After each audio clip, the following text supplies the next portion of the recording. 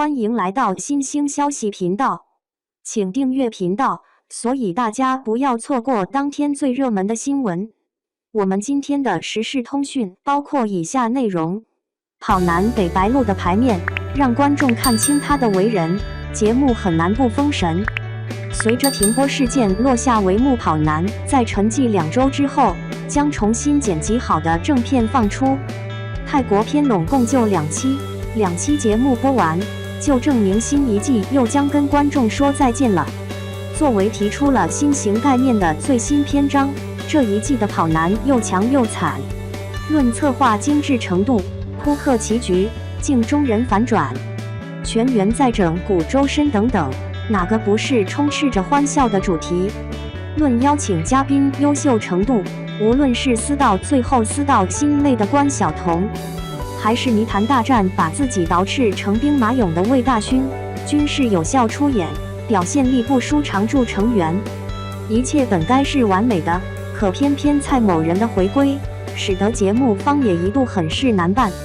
加班加点的去修改，后期人员都忍不住在张大大直播间大吐苦水了。幸好一切都来到了最好的样子。有些遗憾的泰国站，反倒让成员的发挥变得更加的亮眼。白鹿作为常驻了3季的女成员，新一期导演组给她的牌面，让观众看清她的为人。现场放出白鹿演唱歌曲，当事人很是尴尬，智斗宋雨琦轻松获胜。一个节目想要做得好，能够营造出那种家族感的亲密，成员与导演组之间的关系一定要和睦，不说是欢喜冤家吧，起码要开得起玩笑。而兄弟团与姚 PD 的相处，即是互对小闹的。现场录制气氛佳，有些环节拍出来才有意思。在水上游戏中，由于需要背景音乐，所以节目组蛮宠的，在白鹿与宋雨琦上场后，放了前者在生日时发行的特别单曲《你有没有看见一只小鹿》，不仅将歌名全部打了出来，而且还专门 cue 了白鹿。要知道，虽然现场也放了宋雨琦所属组合的歌，但显然没白鹿这般有排场。一听是自己的歌，尴尬的要抠脚的白鹿，当即就双手合十给岸上的导演组跪下了，在垫子上笑得要直不起腰来，很无奈的解释是自己的歌。他这一说，喜欢起热闹的范丞丞立刻为其打 call。 在成员们热烈的鼓励之下，白鹿抵住想要迸发出的笑意，还真跳起来了。跳到离酸奶很近的地方，他忽然就呆住了，愣愣地站在原地，连对手宋雨琦的懵了，表示他这是在听自己的歌吗？而后白鹿就用行动告诉他，不是的，那是战术。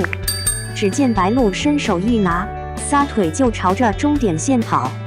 虽然宋雨琦摸到了他的腿，但由于他的手已经先一步把酸奶送过线了，所以他还是拿下了胜利。在放歌环节，沙溢还调侃他，节目组这是要从心理上摧残他了。而白鹿用结果来说话，表现他可没受到一点影响。节目组给他的这波排唱，让观众看清白鹿的游戏王特质。宁安如梦特辑连续得分，吃饭挑战不具形象，敢拼会玩是封神理由。在延吉战宁安如梦特辑中，白鹿从最开始的一无所有，最后逆袭到总排名第2，一半靠的是掷骰子的运气，一半靠的是他前面环节的积累。在选择正常打招呼与热情打招呼的问题中，大部分人为了避免尴尬而选择礼貌招呼，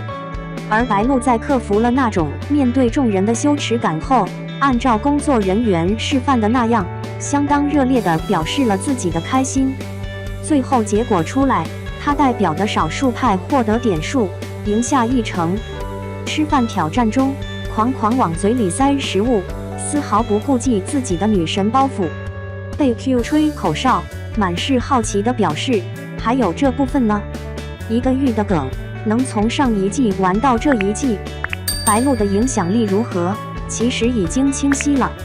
有他，节目很难不封神吧。